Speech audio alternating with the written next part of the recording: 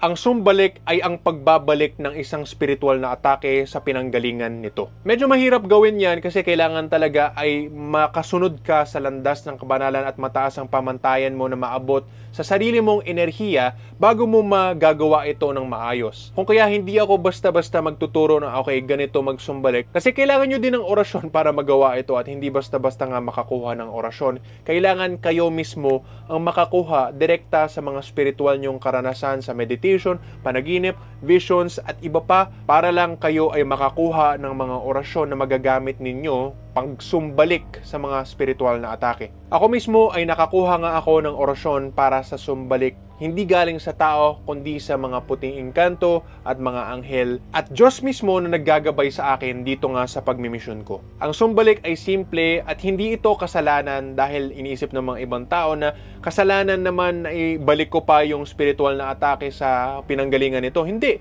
kasi binabalik lang natin kung ano ang binigay nilang spiritual na atake sa atin. Halimbawa yung kulam kasi yung kulam pwedeng tamaan ang kahit sinong target, mabuti man silang tao or hindi, basta may sapat na spiritual na enerhiya yung mangkukulam, tapos mahina yung aatakihin na target na yon or wala siyang spiritual na protection, tatamaan talaga yan. Kahit na walang kasalanan yung tao kahit na inosente or hindi naman siya nangkukulam din. Well, posible na meron din siyang buhay dati na mangkukulam siya dun sa past life reincarnation niya at ito lang yung pagbalos or yung paghigante sa kanya. Mas mabuti nang mangyari yan para nga siya ay makaranas nung pagbabayad sa kasalanan niya sa unang panahon at hindi niya dala-dala ito sa walang hanggan. Pero ibang topic na yan na pag-uusapan natin. Ang importante lang mapag-usapan natin dito ay kung ano nga ba ang sumbalik. So yung sumbalik, ang mangyayari dyan na karapat-dapat ay ibabalik lang natin kung ano ang klase ng spiritual na atake at kung gaano kalakas ito sa pinanggalingan nito.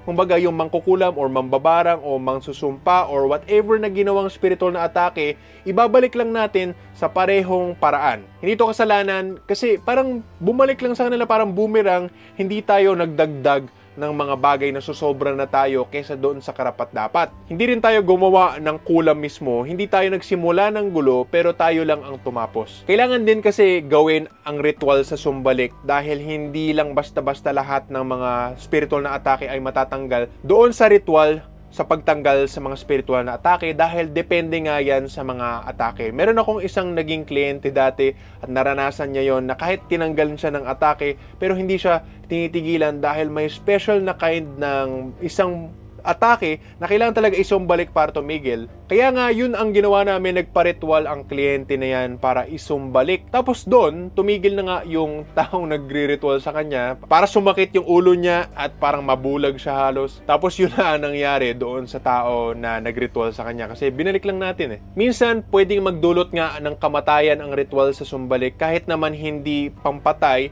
ang naging atake doon sa original na target bago niya pinasumbalik dahil nga ang mga mangkukulam or halimbawa yung mga nagpa-ritual doon sa mangkukulam ay marami silang halimbawa pinakulam. Tapos may mga hindi lang isa yung tao na nagpasumbalik sa kanila. Kaya nga mag-iipon-ipon ang mga iba-ibang spiritual na atake na ginawa nila sa ibang tao tapos binalik na sa kanila. So dahil nagdagdag yon, pwedeng makamatay na sa kanila. Tapos yung mga ibang mangkukulam naman ay dahil nga meron na silang iniinda na pagsumbalik mula sa ibang mga tao mula sa una pang panahon kasi may mga nangyayari na parang matagalan talaga yung mga sakit na makukuha nila. Darating talaga yung punto na mamamatay na sila. Hindi maiiwasan yan dahil yan talaga yung trabaho ng mga mangkukulam. Palakasan lang talaga yan at makakatapat talaga sila sa isang tao na halimbawa ritualista din na mas malakas kaysa sa kanila na sinumbalik lahat ng mga ginawa nila, patay talaga sila.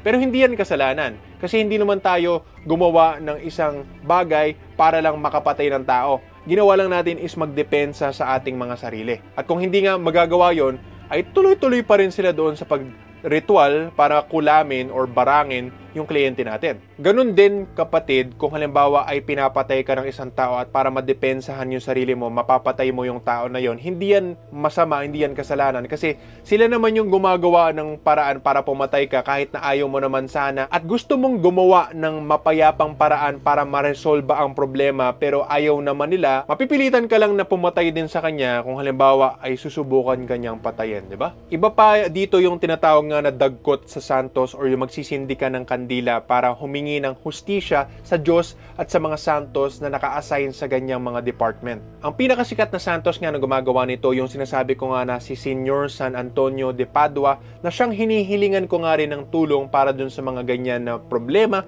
na naghihingi tayo ng hustisya or pagsingil sa utang. Mas maganda ay humingi din tayo ng tulong sa mga santos at siyempre sa Diyos para magsumbalik ng mga atake. At kung mababasa nyo nga yung Bible, marami ding verses na kung may kaaway nga yung mga propeta sa unang panahon at ginagawa naman nila ang tama, ang Diyos mismo ang magdedepensa sa kanila. So ganun din ang ginagawa natin dito. Ang mga pagsumpa nga sa tao na nagkasala sa atin ay kasama na din yan dun sa ginagawa sa una pang panahon na humihingi tayo ng tulong sa Diyos, na ipinapa sa Diyos na lang natin kung ano ang mangyari sa kanila. Humihingi tayo ng tulong na para yung hustisya nga na karapat dapat ay ibigay ng Diyos. Hindi man instant yung mangyayari na pagbigay ng hustisya ng Diyos, pero yun nga yung hinihiling natin kapag humihingi tayo ng pagsumpa doon sa mga nagkasala sa atin o di kaya sumbalik. Pwede rin naman na mabilisan yung maging epekto doon sa paghingi natin ng hustisya o di kaya sa pagsumbalik. Depende sa kung ano yung kaso at sa mga spiritual na atake na nilagay sa isang tao. Kung interesado kayo sa pagpapasumbalik, kung halimbawa ay meron na kayong natanggal na mga spiritual na atake, kung nagpa-ritual na kayo dati sa amin,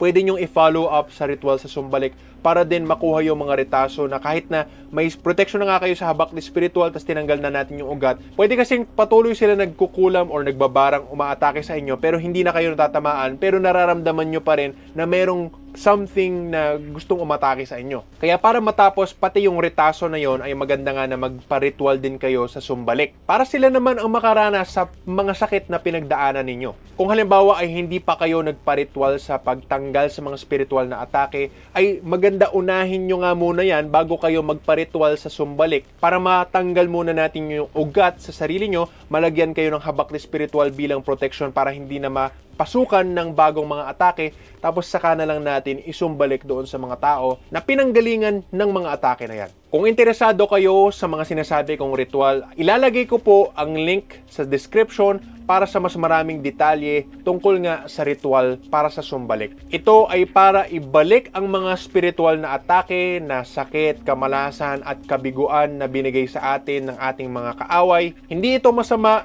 kalooban pa rin ng Panginoon ito. Nasa sa inyo na ang desisyon pero tinutumbasan lang natin kung ano ang mga spiritual na atake na nilagay sa atin. Depensa lang ito at pagbabalik sa kung ano ang karapat-dapat. Hindi tayo susobra, hindi tayo kukulang, hindi tayo magsisimula ng gulo, pero kung may nagsimula, tayo ang tatapos. Sana maklik mo ang link sa post description para sa mas maraming detalye sa ritual sa sumbalik. Maraming salamat po, kapatid, at God bless.